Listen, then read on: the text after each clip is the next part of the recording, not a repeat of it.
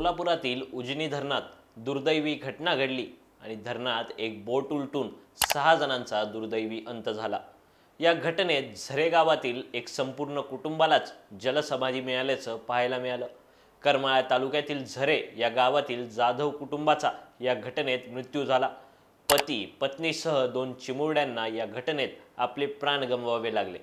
झरे गावातील गोकुळ दत्तात्रय जाधव, कोमल जाधव, शुभम जाधव, माही जाधव अशी एकाच कुटुंबातील मृतांची नावे आहेत। यातील सर्वात क्लेशदायक बाब आहे ती म्हणजे या घटनेत शुभम जाधव आणि माही जाधव या अनुक्रमे 1.5 आणि 3 वर्षांच्या चिमुकल्यांचाही मृत्यू झाला। या घटनेमुळे झरे गावात आक्रोश आणि हुंदका दाटून आलाय।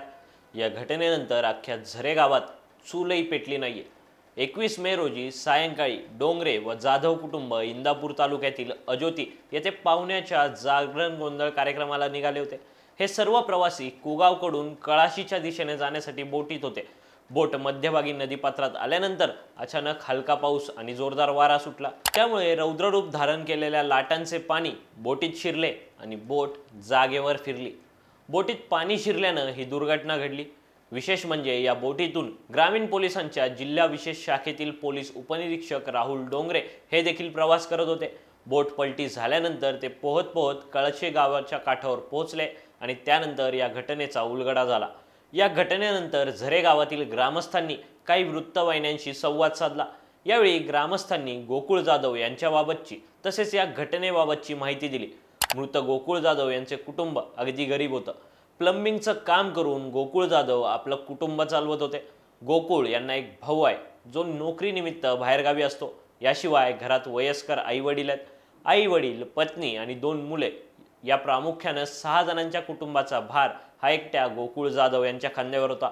मात्र या घटनेत वयस्कर आई-वडिलांचा आधार हरवल्यानं त्यांच्यावर दुःखाचा डोंगर कोसळलाय।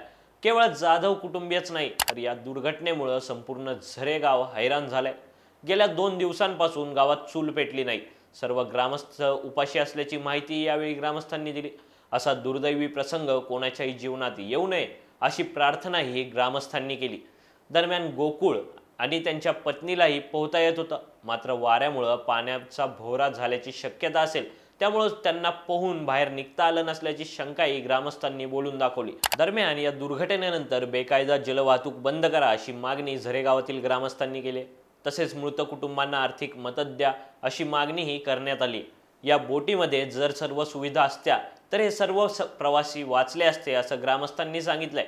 शासनानं या सर्व बोटी अधिकृत कराव्यात आणि अनधिकृत बोटी बंद कराव्यात अशी मागणी झरे गावातील ग्रामस्थांनी केली आहे। या मागण्या पुढील काळात पूर्ण होतीलही, पण या एका दुर्घटनेमुळे आई-वडिलांचा आधार हरपलाय ज्याची भरपाई कुणीही करू शकत नाही।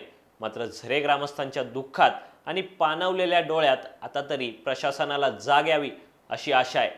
या घटनेबाबतची तुमची मतं खाली दिलेल्या कमेंट बॉक्समध्ये कळवा आणि अशाच आणखी नवनवीन व्हिडिओजसाठी फॉर द पीपल न्यूजला सबस्क्राईब करायला विसरू नका। धन्यवाद।